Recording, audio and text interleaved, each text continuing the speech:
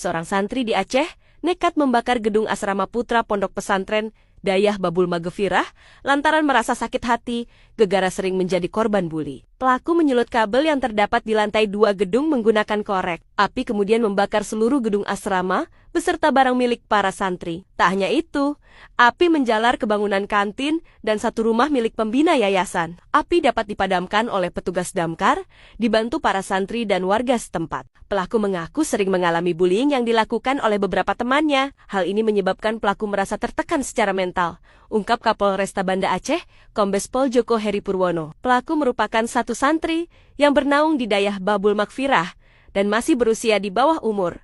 Lanjutnya, Kapolresta Banda Aceh menjelaskan, dari hasil pemeriksaan, santri tersebut telah ditetapkan sebagai tersangka. Pelaku mengakui sengaja membakar gedung asrama Putra Dayah Babul Maghfirah, imbuh Kombes Joko. Tujuannya agar barang-barang milik teman Temonia yang selama ini sering melakukan bullying terhadap dirinya habis terbakar, sambung Kapolresta. Dia menyampaikan, penyidik lakukan pemeriksaan terhadap 10 orang saksi, meliputi 3 orang pengasuh, 5 santri, 1 penjaga daya serta orang tua dari pelaku pembakaran. Penyidik juga mengamankan sejumlah barang bukti, diantaranya 1 jaket warna hitam dan rekaman CCTV. Dari aksi pembakaran ini, kerugian ditaksir mencapai 2 miliar rupiah.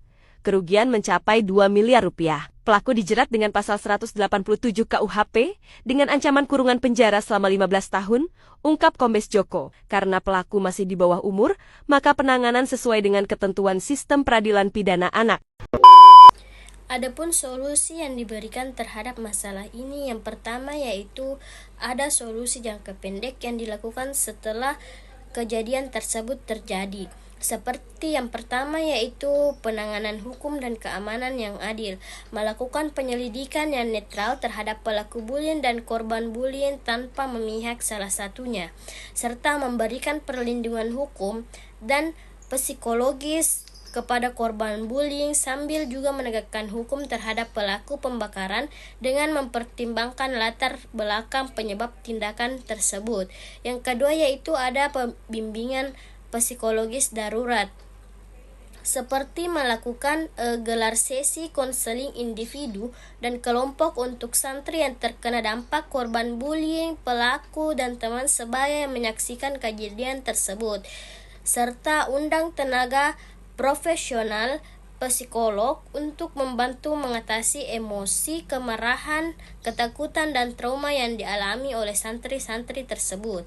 Yang ketiga yaitu melakukan komunikasi terbuka dengan semua pihak, seperti gelar rapat dengan pengasuh, guru, santri, dan orang tua untuk menjelaskan kejadian serta memastikan transparansi dan mendengar kekhawatiran masing-masing santri. Solusi jangka menengah 3-6 bulan. Yang pertama, membangun sistem pencegahan dan penanggulangan bullying yang terstruktur, seperti buat aturan jelas tentang bullying dengan sanksi yang adil dan konsekuensi, serta saluran pelaporan anonim agar santri merasa aman melapor kepada guru. Selanjutnya, formasi tim penanggulangan bullying yang terdiri dari pengasuh, guru, dan perwakilan santri yang terlatih. Yang kedua, pendidikan emosi dan keterampilan sosial, seperti tambahan materi tentang pengendalian emosi, empati, dan pemecahan masalah secara damai dalam kurikulum pesantren. Gelar lokaraya atau permainan peran untuk melatih santri berinteraksi dengan baik dan menghindari konflik. Yang ketiga, peningkatan peran pengasuh dan guru, seperti kayak berikan pelatihan kepada pengasuh dan guru tentang cara mengidenteksi tanda-tanda bullying, menanggapi kasus dengan tepat, dan membangun hubungan yang hangat dengan santri yang lainnya. Adapun solusi yang diberikan terhadap masalah ini yaitu solusi jangka panjang.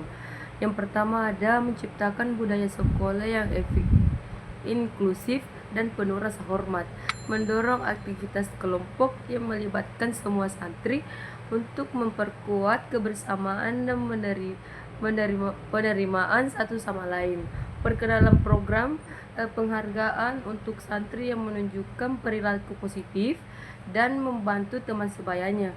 Yang kedua ada kolaborasi dengan orang tua dan masyarakat. gelar rapat rutin dengan orang tua untuk sebagai informasi tentang perkembangan santri dan membangun dukungan bersama, kerjasama dengan lembaga masyarakat atau LSM yang bergerak di bidang pencegahan bulian dan perkembangan remaja. Yang ketiga ada evaluasi dan pembaruan sistem secara teratur.